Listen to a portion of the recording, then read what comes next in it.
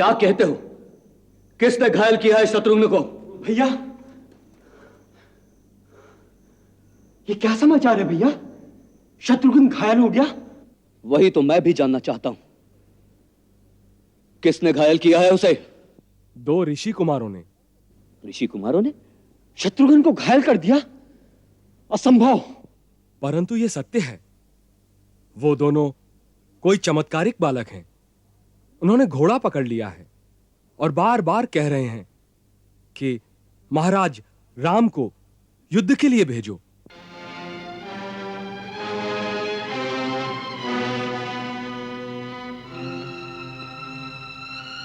सेनापति कालजीत युद्ध में मूर्छित हो गए हैं और राजा शत्रुघ्न बुरी तरह घायल हो गए हैं।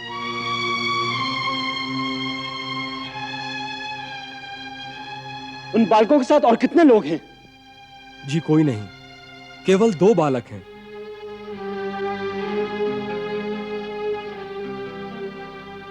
ऐसे तेजस्वी बालक कहां से आ गए हैं?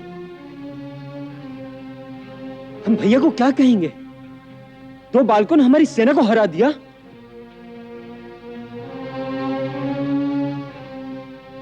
लेकिन उन्हें सूचना देना आवश्यक है और इसी समय। वो सो रहे हैं। जगाना पड़ेगा। चलो।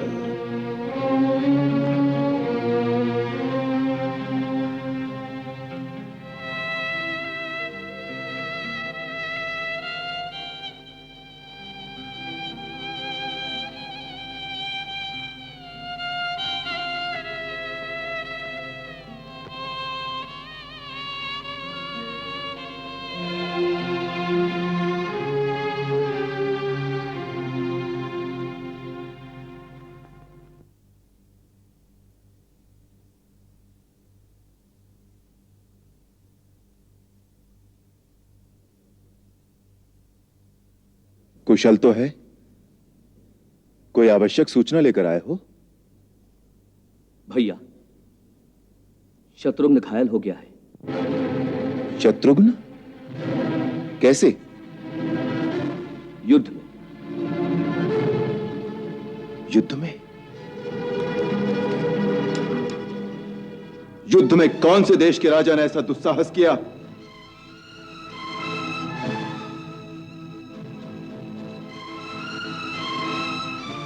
परंतु कल तो यह सूचना आई थी कि यज्ञ का अश्व कौशल देश की सीमा में प्रवेश कर चुका है। फिर हमारे राज्य में किसने उसे रोका? 2 बालकों ने। 2 क्या? 2 बालकों ने?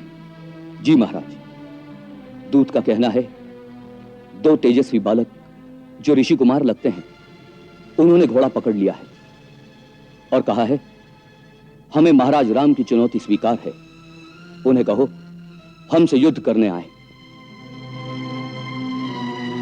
सेनापति के मूर्छित होने के बाद शत्रुघ्न स्वयं युद्ध करने गए तो बुरी तरह घायल हो गए। बड़े आश्चर्य की बात है।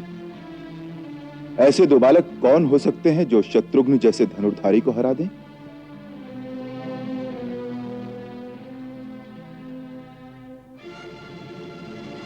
हम स्वयं जाएंगे। हमारे जाने की व्यवस्था की जाए। क्षमा करें भैया, हम लोगों के रहते आपको स्वयं जाने की क्या आवश्यकता है? अपने लक्ष्मण पर विश्वास रखिए।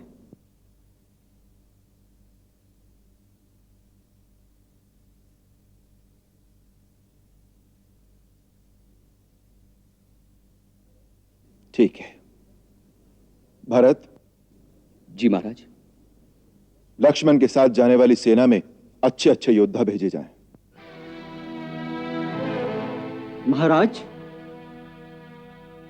2 बालकों से युद्ध करने के लिए लक्ष्मण सेना लेकर जाएगा? आप अपने दास का अपमान ना करें। नहीं लक्ष्मण, हमारा यह विचार कदापि नहीं था। हम सोच रहे थे कि वो दोनों बालक साधारण नहीं हो सकते। अवश्य ही कोई मायावी छद्मवेश में यह कौतुक कर रहा है। यह बात है तो स्वयं काल भी उन दोनों बालकों का रूप धारण करके आ गया तो मेरे हाथों नहीं बचेगा। मुझे प्रस्थान की आज्ञा दीजिए।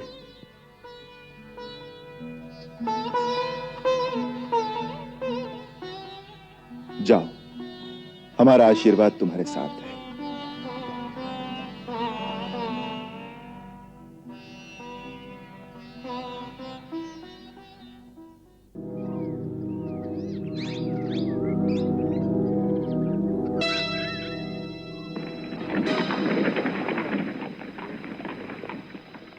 लो भैया, अयोध्या से कोई रथ आ रहा है, तो इसमें अवश्य महाराज राम होंगे।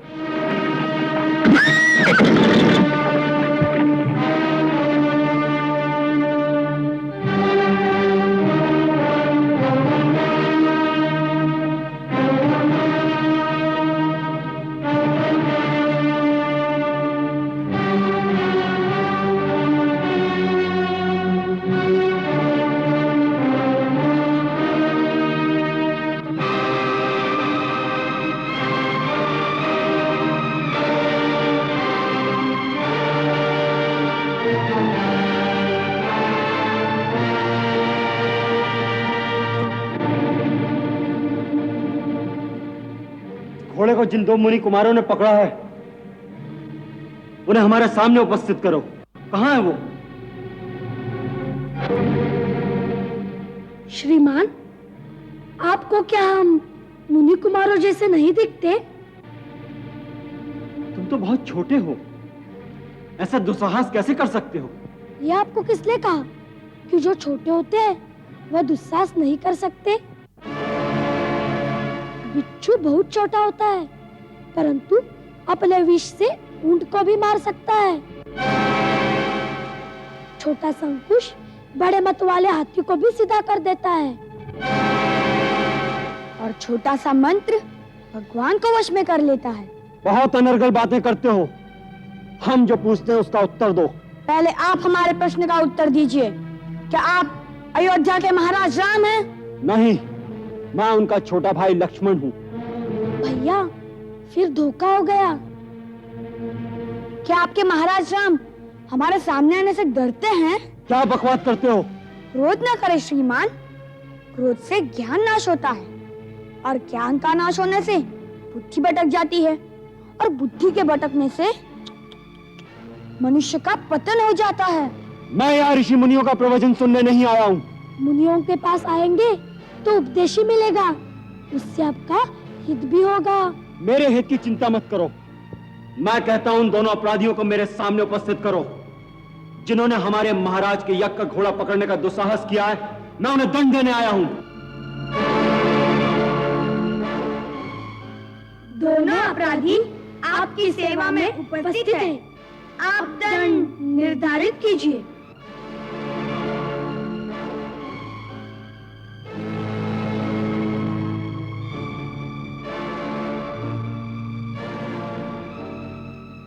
तुम दोनों? नहीं नहीं, तुम हो ही नहीं सकते।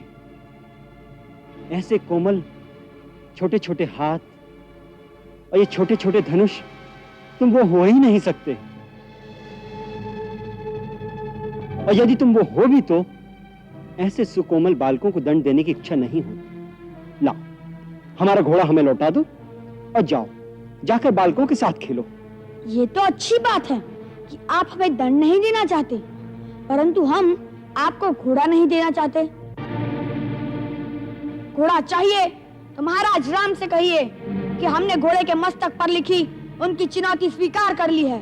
हमसे स्वयं आकर युद्ध करे, बार बार छोटे भाइयों को भेजकर हमारा समय नष्ट न करे। लगता है तुम तो दया के पात्र ही नहीं हो।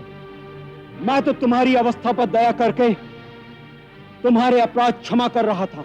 आप अपराध क्षमा कर रहे थे? ये तो न्याय के विरुद्ध है। अपराधी को दंड अवश्य मिलना चाहिए। आपकी अयोध्या में तो निर्दोषों को भी दंड देने की रीति है। अयोध्या में किसी निर्दोष को दंड नहीं दिया जाता। अच्छा, तो महारानी सीता का क्या दोष था जिन्हें इतना महान दंड दिया गया? तब आपके हृदय में क्या कोई दया नहीं थी?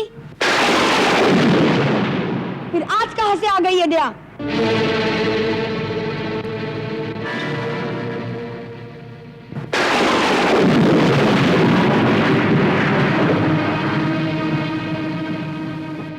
कौन हो तुम लोग?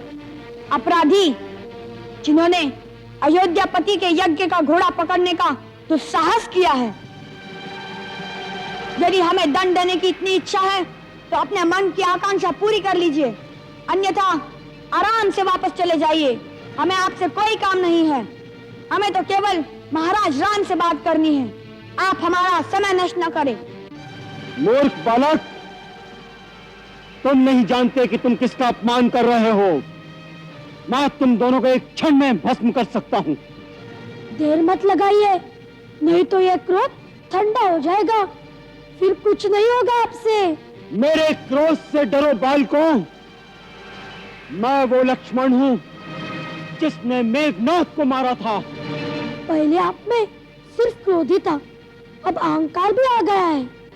ये दोनों अवगुण आपकी पराजय के चिन्ह है। तुम बड़े चपल और वाचाल हो। पहले मैं तुम्हारी जीवा तो काट लूं।